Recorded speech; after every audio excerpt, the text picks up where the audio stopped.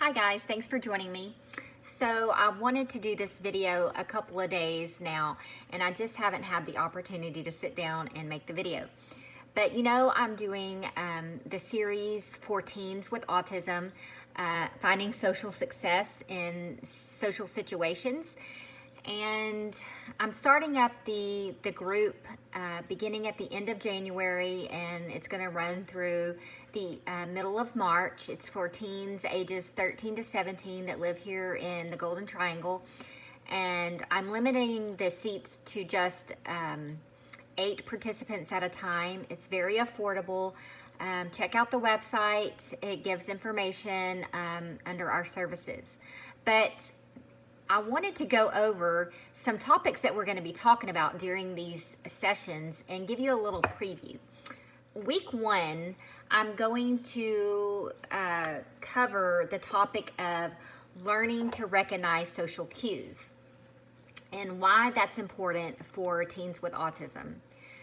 To define that quickly and just as a quick key takeaway, for the purpose of this video, social cues are defined as forms of communication that help kids read other people's behavior and be able to respond and react appropriately.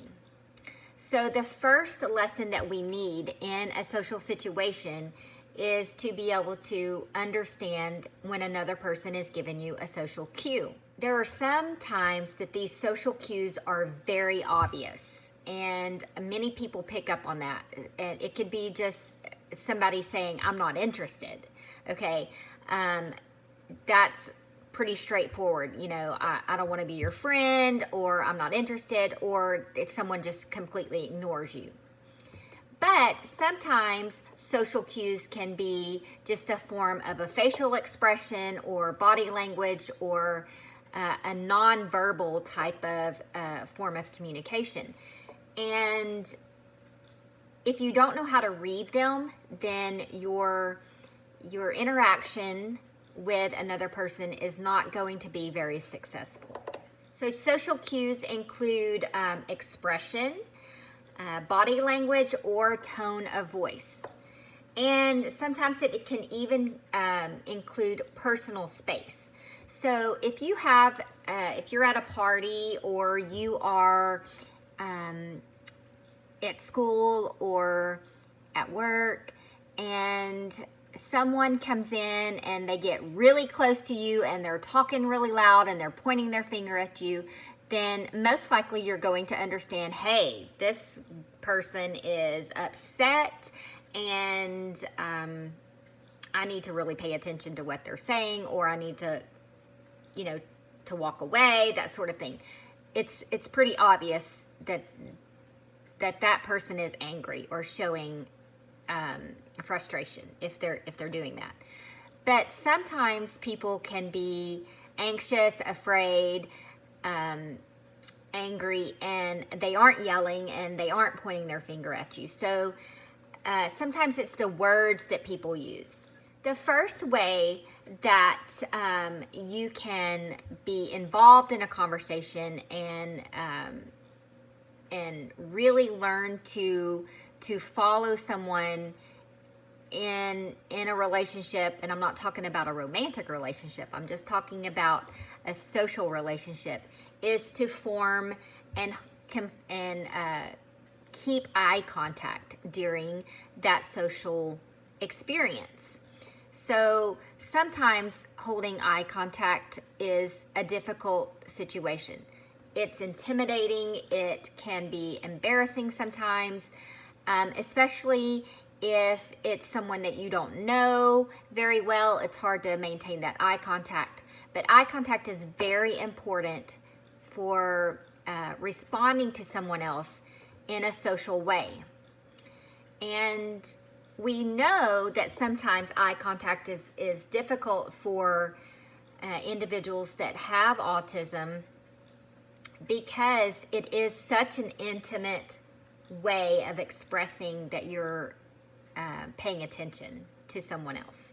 It does encourage that person to understand that you are interested, or at least you're being polite in keeping that eye contact. Sometimes we have to hold eye contact even in a situation where we don't want to, and that, like I said, is being polite. And sometimes it's just important to be polite rather than be rude and not giving that person the attention that he or she may be expected to receive. And sometimes that can be during like class or church, or if a friend is telling you something that's very important to them, even if you're not very interested, it's still polite to give them eye contact. Now, you don't have to have a staring contest with someone and bore into their soul with your eyes, but you need to make sure that you're holding a gaze for 2 to 3 seconds at a time, and look away and feel confident about looking back and holding the eye contact. Another thing is observing the other person's expression on their face. So if someone has their brows pulled together, or, you know, our eyebrows tell us a lot of things. Our mouth tells us a lot of things on our face. And if you are looking at someone's face, then you will be able to see what their eyes and their mouth is doing. And usually someone that is smiling and giving you eye contact and their eyebrows are up, then that is telling you, hey, I like what you're saying, I understand what you're saying, or I want to learn more about what you're saying. But if you're looking down, or you're frowning, or you're looking away, then that gives the other person the idea that you are not interested, and or you're unhappy, or you are uncomfortable.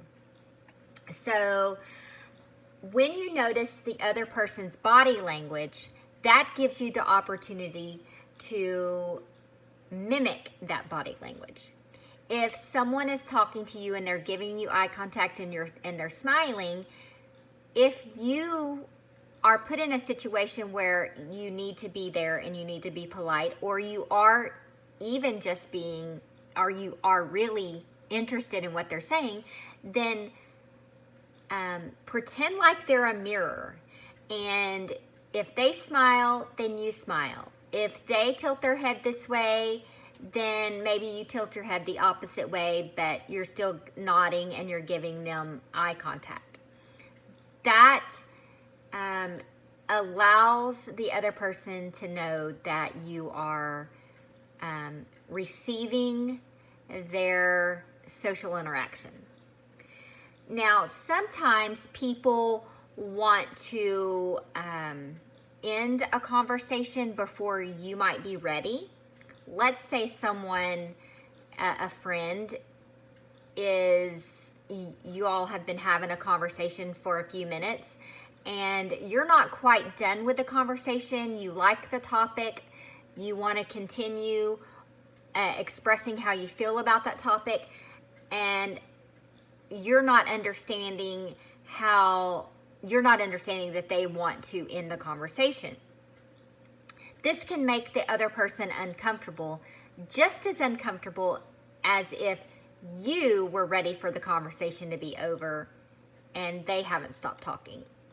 So sometimes when another person wants to end a conversation, or if you want to end a conversation, instead of just saying, okay, I'm done, or just stop talking and walk off, sometimes people say things that are polite, and they say, okay, well, it was good seeing you. I tell your mom and dad I said hi, and that we should catch up. And that may be a way that they're trying to end the conversation. For you to end a conversation appropriately, you could try some of those type of conversations, or topic endings, like, I hope you do really well on your test next week, or Call me tomorrow, or text me, you know, that sort of thing. It was good seeing you today. Depending on the situation, those are ways that some people want to end a conversation. And last but not least, in order to get good at recognizing social cues, you need to practice.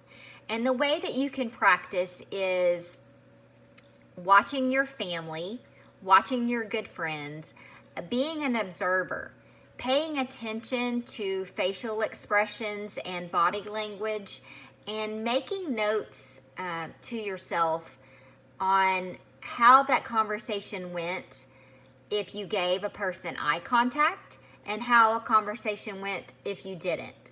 And you will really see a difference.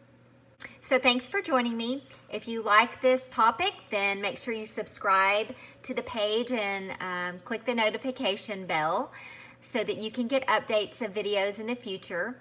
Check out my Facebook page, and if you have any questions, post them in the comment section below and I will answer. Thanks, guys.